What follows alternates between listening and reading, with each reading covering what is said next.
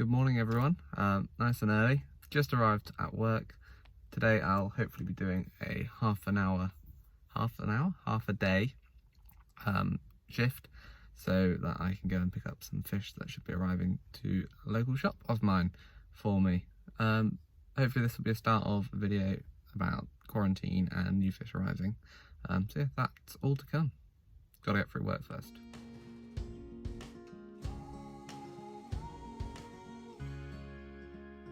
So, just got the text that the fish have arrived. Off I go to the fish shop. Yeah, thank God the summer is back. It's great.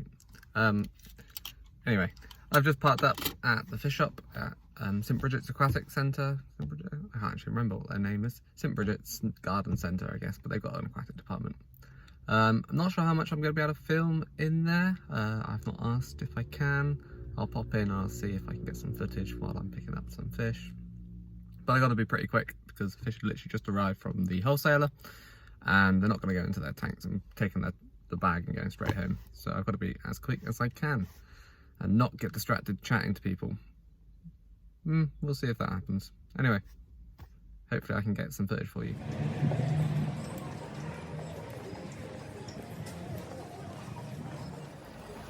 There are some absolutely stunning fish that I spotted while I was quickly looking around.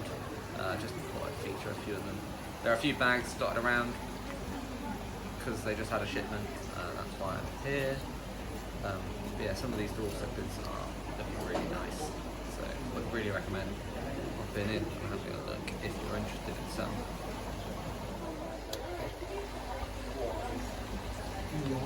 So in this bag are some clown killifish that I asked them to order in, so hopefully I'll pick those up after they've quarantined them. In these bags in here are some better rubra, which have been ordered in for Dan, who works in the shop. He likes a lot of the fish that I like, so yeah, it's great to see him ordering in some awesome betters for himself. At the same time as these guys arrived for me. These are some more samurai gouramis, so I get a nice group. There's 10 in this bag. Probably not going to keep them all if they all come through quarantine okay, but I'm definitely going to have a nice big group of them. So, got terrible lighting in here because I'm back inside. Let's try that again. So, yeah, this is awful. Just going to have to cope with it, I think. Got the fish, time to get them sorted and acclimatise them to my quarantine tank in the corner. And then while I'm doing that, I'm going to chat a bit about the quarantine process, how I do it, how shops may do it for you, and whether you should do your own. Yeah, just a bit of stuff about that, really. Didn't get much footage from the shop. I was in a bit of a rush, and for some reason, Dan and Paul didn't fancy being on camera. Don't know why. Strange people. So yeah, time to get these unbagged in a bucket, start acclimatising them, and then as I'm doing that, I'm going to go have some lunch and then talk to you all about how we do quarantine. So yeah. So, I'm down here. I've got my bucket. This is a dedicated bucket I use for my quarantine tanks. I never use this bucket for any of my main tanks or fish. So any disease that could be in the quarantine tank is contained. So I'm going to get my fish and release them into here. So here are my fish. I've got some footage from them in the shop. They're all looking really good. Got a nice mix of genders, so it's really exciting. Hopefully they perk up nicely. So yeah, get them in here, start them acclimatising to the temperature and to the water. Just going to snip open the bag and get them poured out as quickly as I can. Now, something to consider when you're doing this. Obviously, today these fish came from the wholesale, straight to the shop, and then I took them without them being unbagged. Now if they're in transit for a long time, the ammonia can build up in these bags, and the CO2 levels can also build up, and that will drop the pH of the water, making the ammonia less toxic and into the form ammonium. As I open that bag, all that CO2 is going to off-gas, pH is going to rise, and that ammonium is going to convert back to free ammonia. And if that happens, the fish aren't going to be very happy and they'll probably die. So you very much have to make a call at this point, whether you get the fish straight into clean water or whether we drip acclimatise them. The water actually looked really clean, doesn't smell off at all. So I think, because they're such sensitive fish and the water chemistry can be very different, I'm going to drip acclimatise and hope that there isn't too much ammonia in there.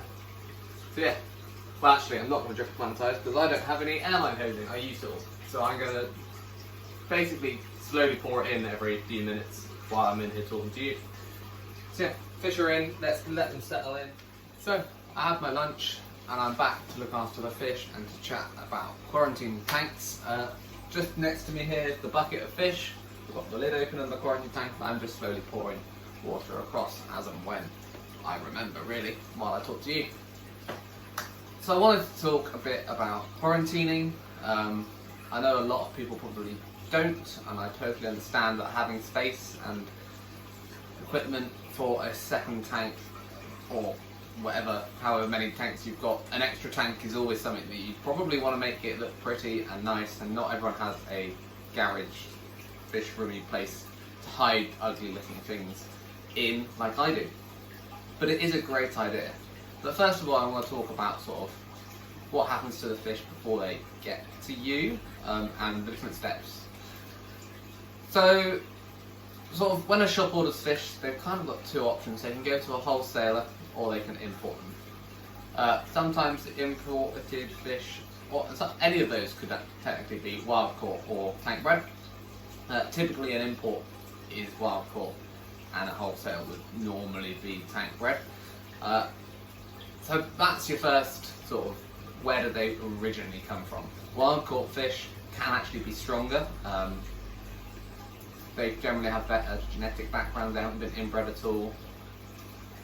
But they are prone to some diseases like internal worm parasites, which is something that you need to be aware of. Where did the fish come from? Do you need to treat them for worms before you put them into your tank? Quarantine tank would be ideal for that. Secondly is the distance they travel to get to the shop. The longer the fish are in a bag and in transit, the more stressed they're going to become, the longer they're going to take to recover. And the shop should therefore deal with that sort of side of it for you. They should know where the fish are coming from and have a suitable quarantining process in place. Most shops will keep fish in their main tank. They won't have a separate quarantine area, but they'll keep them off sale from the public for a given time, whether that's 5 days, a week, or just a few days. Each shop probably has its own policy on that, based on their own experiences, and I'm not saying anything right or wrong there. At least they keep them off sale for a bit to let the fish settle in, any symptoms show, and make sure the fish are feeding before they can start starting to be sold, which is great. But not all diseases are going to be visible straight away. A big example, and something that I've seen a fair bit on social media lately, is fish TB or mycobacterium, and the symptoms are varied. They can be all sorts of symptoms depending on the species of mycobacterium. It's not just one, and some of them have more chronic symptoms and effects on the fish. Others can be a bit more acute. Once they get hold of a weak fish, they really can take over, as it were. And some of those symptoms can just be as simple as fish wasting away. You're not going to necessarily see that in 5 days in a shop tank. They're still going to look a bit stressed because they haven't settled into the aquarium life that well. And within 5 days, they're acting and normally, eating normally, and look fairly well settled. There's no reason the shop won't put them on sale. But how do you know that there's not something nasty hiding behind it? And I think that's where we as hobbyists need to improve in general. I never used to quarantine my fish when I brought them. I'd find shops that I trusted, I'd buy fish from those shops, and I would take them home and put them straight into my tanks. And it's only when I, sort of 2 years ago, built this fish room that I had space and time and felt the need to quarantine. And since then, I've had one batch of samurai gouramis that all came out in open wounds, lesions, ulcers, that sort of thing, which treatment didn't save. And I've had a batch of green neon tetras, all got white spot. Plus, I've had some other fish which I was looking after for a friend, that just without any symptoms started dying for no reason, and I lost the majority. They were all in quarantine tanks. None of my other fish were affected. I could target them with treatments. I could focus my feeding efforts with live foods, try and get them feeding really well.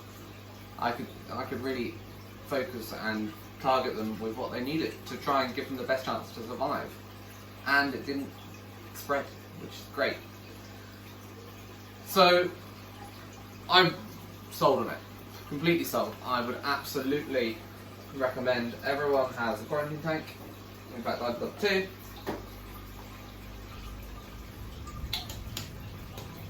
And I just wanted to talk a bit more about sort of the processes, what you would or should do and consider. So, quarantine tanks, what are they? I guess the first thing, I kind of covered it, but it's a separate tank that's dedicated for housing new or sick fish, generally. It should not be attached to any of your main display tanks, so you shouldn't have a central sump that supplies your quarantine tank and a display. Keep it separate. It should have mature filter media in, ideally. I don't technically, well, it is mature, but then it goes through a month or 2 without any livestock in there, and I don't keep it running because on fish arrival, increase the amount of water changes I do on the tank. That's my personal preference. I'd rather not move the filter media from my quarantine tank into my display filters or my sumps or whatever, and then bring it back into my quarantine tank when I buy fish, because it's just another risk of moving any disease that I might not have spotted into the main tanks. So yeah, I instead choose to do daily water changes on the arrival of new fish where possible. Some species really don't like being water changed that frequently or disturbed, and in those instances I plan around that. But yeah, they should have their own filter, which should be mature at least somewhat.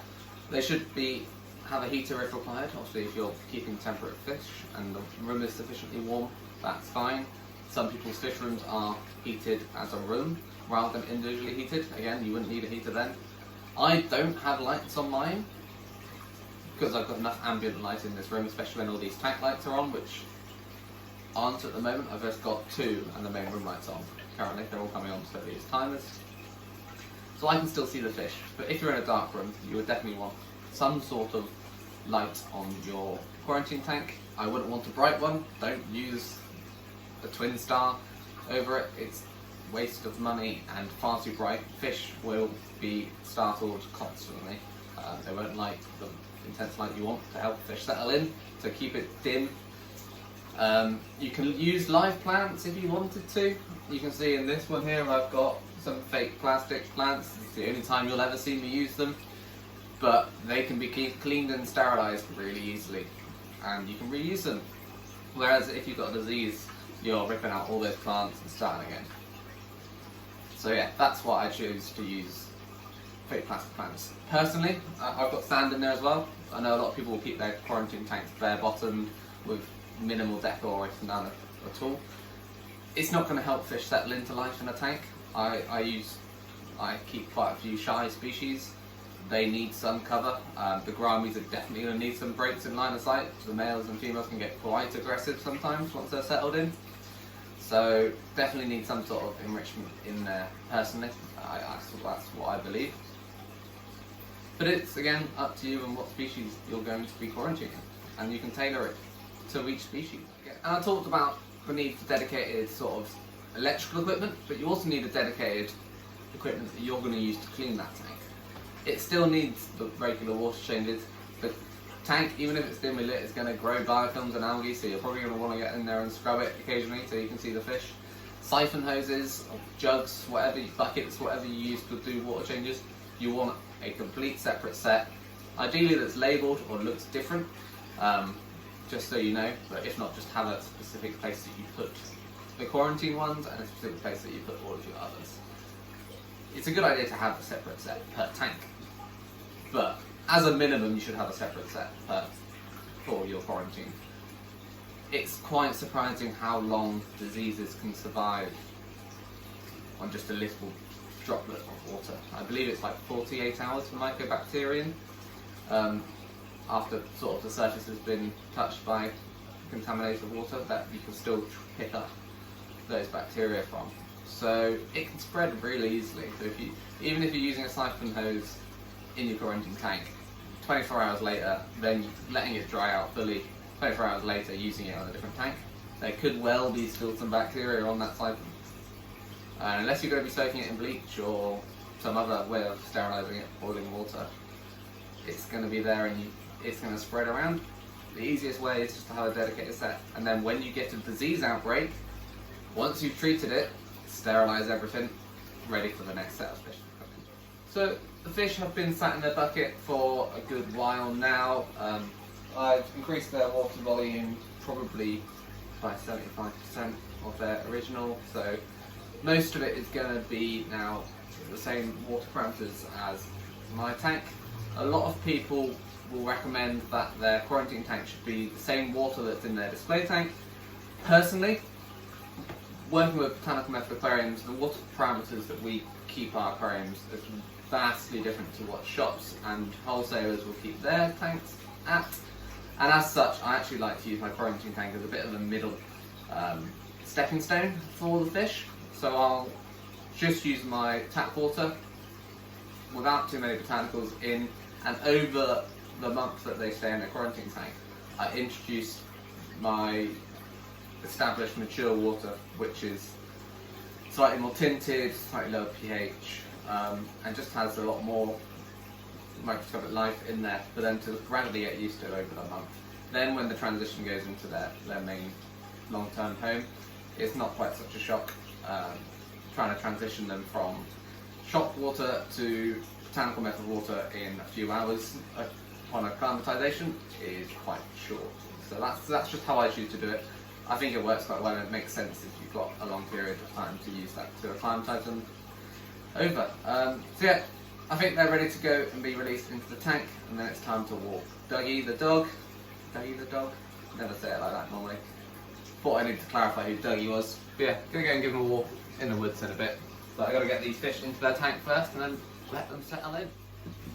So move my chair out of the way that I've been sat on this whole time. But yeah, I've got a dedicated quarantine net, and it's completely different to all of the other ones I used. And I'm just gonna simply net them out and put them in the main display. I don't want to put any of the water that came from the shop, or actually it wasn't even the shop water, it was the wholesaler's water that was in a bag, it's been in there for ages. I don't want to put any of that water into my tanks. Don't know what's in there, and it's safer not to. So I'm going to catch them out and transfer them over as quickly as I can. Not going to record it because it's going to stress me out if I get it wrong. So yeah. So I'm getting quite a bit of reflection here. I've just released them. You can see them sort of at the back there swimming around. When I released them, I think I only saw one guaranteed male, which isn't ideal. I've already got one female. The male I originally had with her unfortunately died. And I got 10 fish here, and I think at least 5 or 6 of them are definitely female. One definitely male. The rest looked a bit too small, so I'm hoping at least I've got a few males in there. Otherwise I'm going to have a very stressed out male who's going to be trying to breed with all these females. We'll see how it goes. But yeah, they look like they're a really nice size, and they seem to be swimming around and not sulking too much, which I'm quite surprised at. So that's good news. I'm probably going to release this video soon, within a few days, rather than wait and let them settle in. If you've got any questions about quarantining or anything like that, feel free to drop me a message, probably on Instagram, the easiest option. My handle's the same, and I'll be quite responsive. I'm always happy to help give some advice on how best to quarantine fish or general fish chat. Yeah, speak to you soon.